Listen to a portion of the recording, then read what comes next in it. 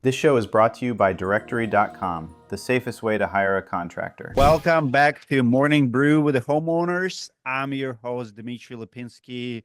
Today in the studio with me, Randy Hurtado. Randy is a contractor in Texas, and Jason Reisman. Jason is a contractor in Florida. Today we are discussing reasonable down payments, progress payments, final payments to the contractors. This is the best show in the industry when it comes to dealing with the contractors. If you're the homeowner, we're trying to help you make the best decisions and take the stress out of it. Good morning, guys. How are you doing? Good morning. Dimitri. So let's get right into it. So reasonable down payments. We do have couple laws in this country where contractors cannot charge whatever they want to charge as a down payment, and most scams happen when a contractor takes more money they needed to do the project, and then they goes to homeowners, and homeowners don't know how to get the money back, how to pay for materials. um, Guide me through your states, Florida and Texas. Where do you see on the streets how much contractors usually take as a down payment for their work? So in Florida, we hear a lot of 50% is what a lot of roofing contractors require as a down payment. For us, it's a $500 down payment for your average job, which is 17K to 30K is an average job in Florida.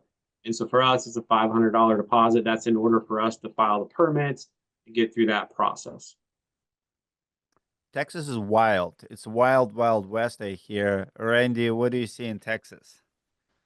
Same. I mean, we see people that, and most of the time, they tend to be the topic of a news story of taking 50%. But in our particular company, if it's retail, then we set it right at about 30%, 25 to 30%.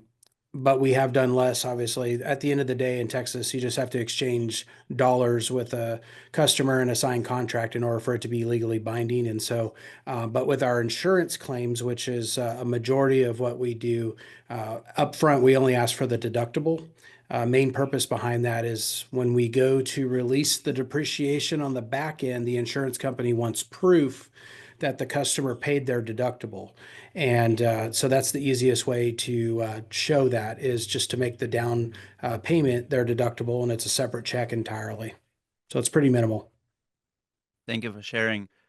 What do you think about California? California has I think they protect the consumers the most. It's a 10% in California. And I talked to a lot of contractors who, you know, totally fine with it. I think California, when it comes to legislation, it's probably on top of the list. Do you think they're overprotective? Because contractors also need cash to run their businesses. And 10%, in my opinion, on a lot of projects is just not enough to sustain the cash flow. Maybe it's a good thing on a scam side, but on a business side, it's got to be hard. Can you sustain your businesses with only 10%? If all your sales, all your jobs were only giving you 10%, how would it affect your business?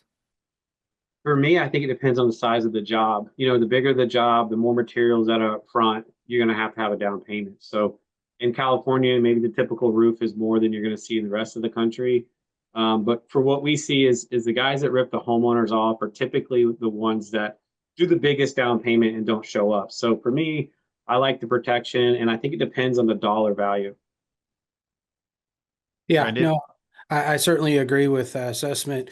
I think the bigger question that's not really being asked here is why there are so many homeowners that are getting ripped off, because there is, the contractor obviously that is doing the ripping off is at fault. We're not going to take the victim out of this situation. We know who they are, but I think homeowners can do a much better job in vetting the contractors that they work with. I think oftentimes, especially in storm markets, they get some guy that gets in front of them at their front door and scares the crap out of them. They've never filed a claim before. They sign a contract, and they ask for a bunch of money up front, and all this person's looking to do is just get their house fixed. And so they make decisions sometimes that they probably wouldn't make in other areas of their life, and they don't take the time to vet the company to find out that maybe they've changed their name to a different company name 3 or 4 times, or their ratings all over the internet are terrible. So consumers can definitely help themselves by just taking the time, making sure they're dealing with reputable companies. Then the amount that they pay up front tends to not be as relevant, though, in our particular case, we're a $40 million operation.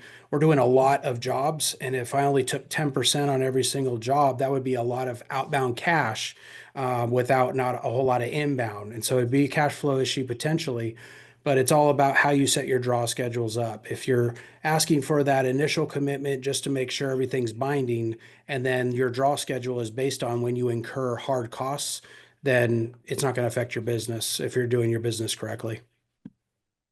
I started a business by working for a remodeling company in Atlanta, Georgia. It was over 15 years ago. And actually, it was one of the very first lessons I've learned of what not to do. My boss was robbing Peter to pay Paul for so long. We're talking about $50,000, $70,000 kitchen remodels. We're talking about adding levels to the houses, like removing roofs and adding. And he was charging $150,000, $200,000 at that time. I thought about it like it's a lot of money. And then he files bankruptcy. I came home and I said, I'll never work for anyone else. And I never did. But I remember the stories of, projects we could not finish because when you file a bankruptcy, you're going to affect a lot of homeowners. And we were dealing with a lot of progress payments. And with the progress payments, we'll talk about it in a second after the break. But with the progress payments, you still need to apply to that project. You cannot just take this progress payment and finish the last job you didn't start. And you'll see a lot of contractors in remodeling space who are managing 5, 6 projects at a time with a very small profit margins. And they're just don't know how to manage their cash. They're desperate. They're waiting for that next check, and it's already spent before it's even written to them. Very sad situation, but I've been taking 50% down payments just because in Minnesota, it's common. And usually 50% in the roofing space, it's less than labor and materials to do the roof. So our profit margins, gross profit margins are 30%, 40%, right? So you make money with the final payment, not with the down payment. And sometimes, though, homeowners, and this is my question to you. So let's say you take 30% or 50%, but it's insurance claim and the homeowner have entire amount already in the pocket. Sometimes people actually sign off entire, check. And I think it's super dangerous, like with the most dangerous situation. Here, insurance already paid me, take it, install the roof. Now, what leverage do you have in the case of conflict? How do you deal with those situations when you already have insurance proceeds and homeowner offers to you? Right. Well, we specifically ask the customers in those cases where they want to just sign the check over to us. We ask them to deposit the check and from the insurance company and then write us a check for the amount that we require down, just to keep everything level. It's consistent within our CRM. There's not really a reason. When we get to the point where we're executing the main portion of the claim, which is the roof, that's when we collect their what is commonly known as the ACV, or actual cash value portion. That's the money that the insurance company did send them up front. So now they've paid their deductible. They've now, at that point when the roof is going on, they've paid what the insurance company paid up front. And the only thing now left to do is to complete the work so that we can release the depreciation from the insurance company to get paid in whole, paid in full. And that process seems to work really well for us.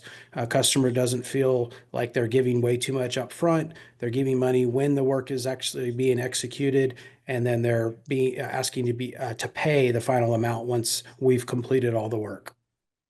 Hey, Jason? Dimitri, I think you bring a great point up. Like the most times that I've been scammed from a homeowner are when they got a check from their insurance company and actually never paid the roofer or the contractor.